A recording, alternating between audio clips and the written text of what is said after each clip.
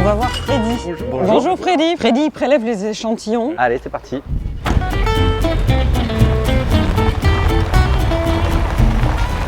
On va prélever la cuve 12, j'ai entendu.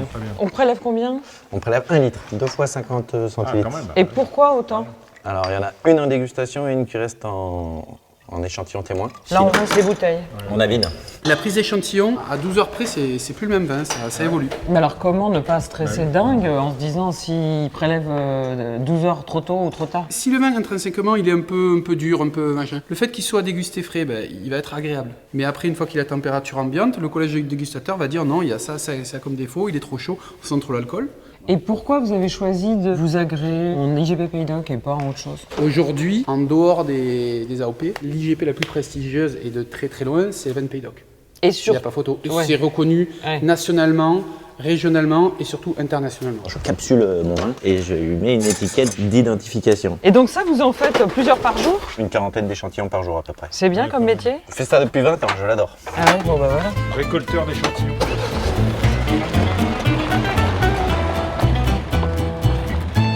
Ouais, aide un peu parce que tu fais pas grand chose. Merci. Comment ça, je fais pas grand-chose? Là, on va les mettre au frigo. Ouais. On les laisse se reposer au moins 24 heures. Ok. Après, on va les anonymer.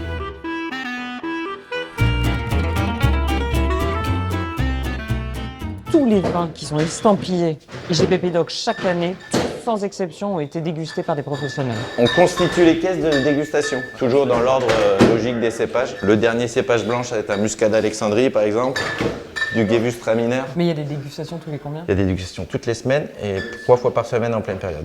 4 fois par semaine. Le job. En même temps, il y a combien de vignerons IGP Pays d'Oc? 1500, on m'a dit. Ouais, à peu près. Donc ça veut dire 1500 vignerons et certains peuvent faire déguster 15 cuvées. Même plus que ça. C'est des milliers, des dizaines de milliers Des dizaines de milliers d'hectolitres. qui sont dégustés. C'est un travail de dingue de préparer ça, non? Faut être sérieux en fait, faut pas se tromper. Faut que tout le monde soit dégusté pareil, faut qu'on D'accord. aille chez tout le monde pareil. Et les consommateurs le savent, ça? Je sais pas s'ils le savent que tout est dégusté, mais ils savent que c'est un niveau de qualité les pays d'Oc en D'accord, général. ok. Nous, il faut qu'on ait fini à peu près d'ouvrir les bouteilles une demi-heure avant la dégustation. On les aère, on les laisse en chambre froide. D'accord. Donc là on est bon. Là, on est bien. Bonjour Président. Bonjour.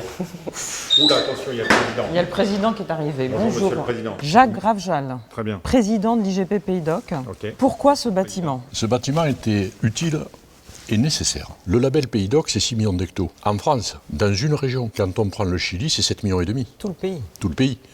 Nous, un seul label, 6 millions d'hectos. Il n'y a personne dans le monde qui a un label à 6 millions d'hectos. Partout dans le monde, j'ai trouvé ou des bodegas ou des wineries qui représentaient des volumes largement inférieurs aux nôtres, avec des bâtiments de toute beauté de réception. Je dis, c'est pas possible qu'on soit le 4e, 5e mondial et qu'on n'ait pas la capacité de recevoir ici les acheteurs de nos 175 pays où nous exportons. Premier exportateur de France, 2 750 000 hectos, devant Bordeaux, 1,8 million. D'où nécessairement on a doublé le bâtiment et on a fait cette salle. Alors, cette salle de dégustation, est-ce qu'il y a un équivalent dans le monde? Non. Donc, on peut dire que c'est la plus grande salle C'est de la plus dégustation au monde. Alors là, vous voyez, c'est une glace Santin. C'est-à-dire que, comme c'est un hall de réception ici, si j'ai un quart de japonais, d'australien, les gens peuvent venir voir la séance de dégustation sans perturber les dégustateurs. Ça, c'est bien. ça. Et c'est pour ça que j'ai voulu que cette salle de dégustation soit tournée vers ici.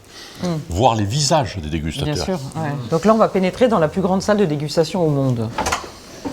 Waouh, c'est incroyable. Alors, combien de postes de dégustation, là? 81 postes. Incroyable. Aucun vin de Pays d'Oc ne peut être commercialisé s'il n'est pas passé dans cette salle et validé par sa certification qu'on appelle le passeport. Ça, c'est le gage de notre réussite. Je ne vais pas vous dire, il n'y a pas de trou dans la raquette, on ne sait jamais. Mais on met tout en place Ouais. pour que le consommateur, au bout de la chaîne, parce que c'est lui quand même qui va être le dernier juge, ait un produit qui a été validé.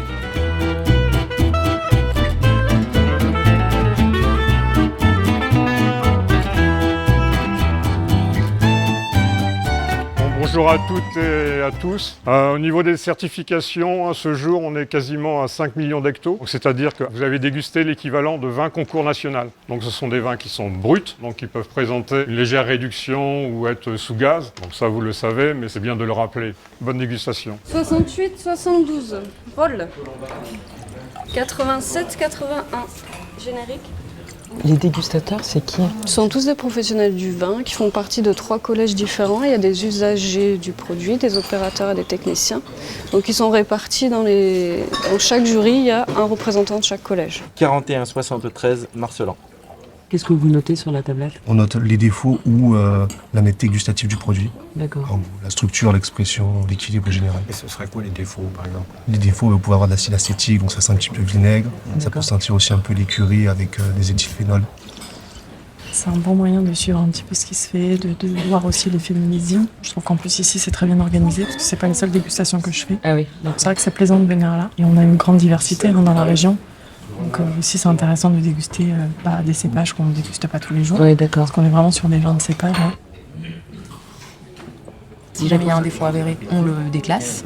Et dans ce cas-là, on indique également pourquoi on a déclassé le vin pour que le producteur puisse travailler son vin et le représenter en seconde présentation ou même en appel. 2 biens et 3 moyens. La couleur est top, l'attaque est pas dingue. Chaque jury a dégusté, a mis une note, conforme, non conforme, bien, moyen. Et là, on fait la synthèse. Et là, on donne la conformité ou non-conformité définitive. Comment ça se passe? Il faut que ce soit l'unanimité ou une majorité? Il faut que ce soit une majorité. Et lorsque c'est non-conforme, donc là, il faut vraiment expliquer pourquoi c'est non-conforme. Là, on a 4 non-conformes et un limite. Ce vin est non-conforme. Il n'aura pas l'agrément. Non, il n'aura pas l'agrément. En tout cas, nous, de toute manière, en l'état, on ne le laissera pas passer. Donc ça garantit au consommateur qu'il n'y a pas un vin avec un défaut ou quelque chose qui ne correspond pas du tout à ce que c'est censé être dans la bouteille.